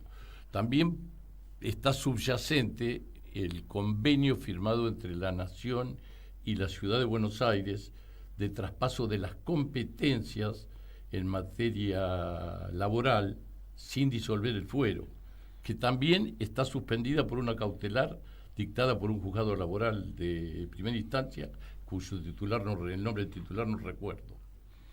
Y por otro lado, también está el tema del Tribunal Superior de la Ciudad, que tiene que conocer, de acuerdo con la jurisprudencia actual de la Corte, en la alzada previa a llegar a la Corte de la Nación. Es decir, que actuaría como Tribunal Superior Provincial ante respecto de los fallos de la Justicia Nacional del Trabajo. Es un camino largo el que falta recorrer, no resolver, pero realmente me preocupó lo que dijo recién el doctor Ojeda, con relación que hay una información primaria de que hay o habría intención de iniciarle un juicio político para destituirlo. Yo no creo que se llegue a eso, pero desde el punto de vista de nuestra realidad sería una barbaridad que se soslaye este dictamen de Ojeda por el lado del juicio político para destituirlo. Sería un disparate. Un disparate. Porque una cosa es la conducta que se tiene que juzgar y no la opinión. Exactamente. Es decir, la opinión es susceptible de revisión mediante la apelación en la alzada. Por eso está la doble instancia. Y después, incluso mediante un recurso extraordinario a la Corte, que en nuestro derecho es una cosa relativa, un recurso relativamente común. Exacto. En tanto que, por ejemplo, en Estados Unidos simplemente se conocen pocos centenares de casos en la Corte Nacional estadounidense a lo largo del año. Exacto. Y elige los temas. Bueno, no es lo que ocurre en nuestro aparato jurídico. Sabemos que está inficcionado por la política en extremo y que suceden estas cosas. Pero bueno, veremos cómo se desarrolla esto para adelante. En el mundo de las empresas, esto puede significar una especie de paréntesis muy interesante, porque de tener que aplicarse in totum, cómo se aplicaría la ley como se aprobó, eso generaría más problemas que soluciones en todos los aspectos, no solo en las empresas de producción, también en las empresas periodísticas, en las empresas culturales, por todos lados. Por lo tanto, me parece que el fallo viene a poner una especie de bálsamo y que invita a la reflexión, invita al estudio, al análisis, porque tampoco hubo tiempo para el estudio artículo por artículo, como debe ser. En el Congreso. En el Congreso. Por supuesto, se sacó contra el reloj en extraordinaria. Exactamente. No, incluso marca una tensión en el juego armónico de la división de poderes, es decir, si gano, vale, y si no gano, te acuso de... Exactamente. Te hago un juicio político. Exactamente. Habla, en el fondo, de la incertidumbre a la que nos han sometido. Incertidumbre de todo tipo. a nuestra sociedad, a los empresarios, a los trabajadores, en fin. Celebro esta resolución de Ojeda. Sí, incluso fue prudente el magistrado cuando hizo referencia a la legislatura y al Congreso y a la visión política, ¿no? Que la ley es la posible y no la deseable o la mejor. Pero lo cierto del caso es que hay un poco respeto a la división de poderes y poco respeto a la Constitución Nacional. Casi que ninguno. Casi que es muy grave tener que decirlo, pero lo asumo, casi que ninguno. Es decir, es un sueño, algunos lo manifiestan como un sueño, alcanzar a una periodista estrella que no voy a nombrar, pero que hace poco escribió una muy buena columna, refiriéndose a su sueño de que haya división de poderes de manera muy clara en Argentina. Bueno, no la hay. Lamentablemente no la hay. Hay muy poca calidad institucional, la verdad. Fue muy claro, se lo notó muy tranquilo también, ¿no? A Ojeda, hasta cuando habló de que podría haber una destitución, un juicio político, lo dijo como muy relajado, sí, ¿no? Y como diciendo, no creo que vaya, no creo que pase, se lo nota, vos lo conocés mucho más, Cacho, y se lo nota un tipo muy, muy tranquilo. Sí, aparte hizo referencia al escaso tiempo del que dispone, y este es un tema recurrente en Oscar Cuartango, que siempre habla del cúmulo de causas que tramita en cada juzgado, que es imposible de manejar. Todo lo que tenía para firmar. Sí. Bueno, ese es un problema importante que hay que ver cómo se resuelve. También debemos decir que es de los jueces que trabajan. Exacto. Algunos sí, jueces exactamente. Están como empleados públicos cumpliendo horarios, cuando en realidad son funcionarios públicos con dedicación full time, ¿no? Exactamente. Esperemos que ahora las designaciones estas que se avecinan, no sabemos cuándo van a ocurrir ni cómo van a ocurrir, pero que de alguna manera implique un mejoramiento de la situación. Bueno, el editorial de Carlos Pani ayer no hace albergar muchas esperanzas sobre eso, y no precisamente porque Carlos Pani sea peronista. Exactamente, exactamente. Pero bueno, Carlos Pani, a quien conozco de alguna manera, no se caracteriza por su buen humor periodístico. Cuando hacía el programa con el hijo del arquitecto Duhovne, que después fue ministro, yo le hacía llegar alguna recomendación a través de una persona de su confianza, para que alguna vez durante la extensión del programa sonría, ¿no? Que es importante, ¿no? Pero nunca me hizo caso, jamás. Es la firma de él, está en cara de orto. O cara seria, digámoslo así mejor.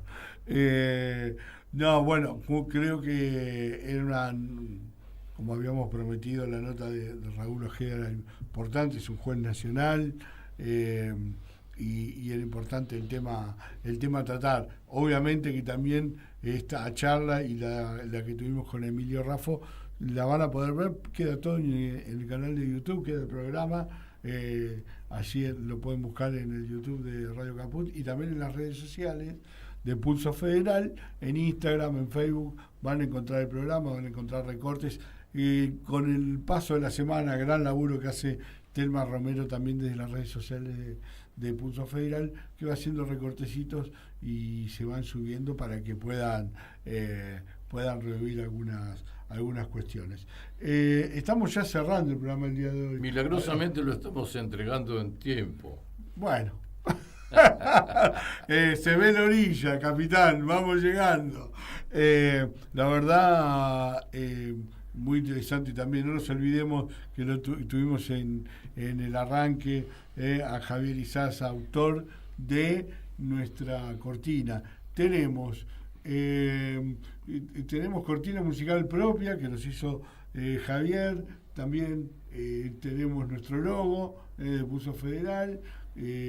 Así que tenemos nuestro distintivo, como decías, nuestro símbolo. Sí. Como decías vos, Juan, Y- lo importante es tener símbolos. Sí, y quiero, agradecer al operador, cosa que siempre hacemos. No sé si lo hacemos... El gran Martín Loza. No sé si lo hacemos bien, pero lo hacemos. Y también, de alguna manera, felicitarte por la conducción que has hecho hoy. Muy Bueno, buena. muchas No me gracias. gusta alabar de frente. Por eso estás acá acostado. No.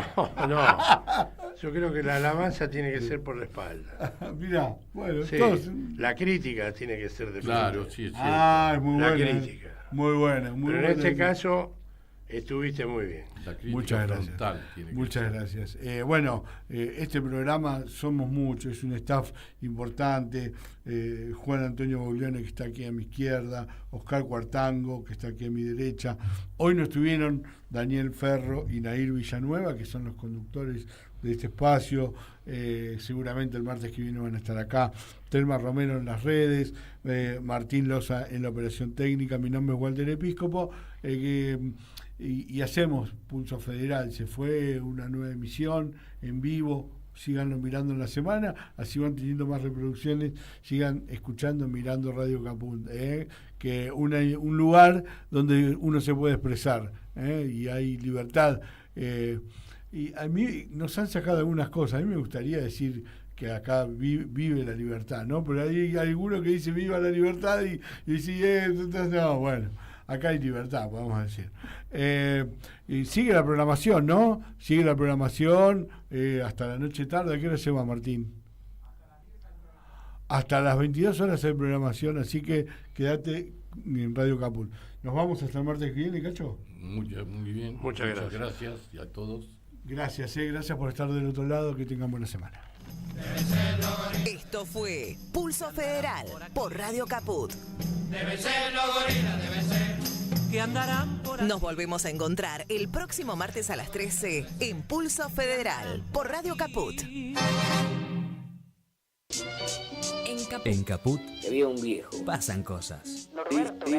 Dice así: yo no tiene un amor, una muchacha, una cosa que le anda por la piel por todas partes. Digamos Buenos Aires.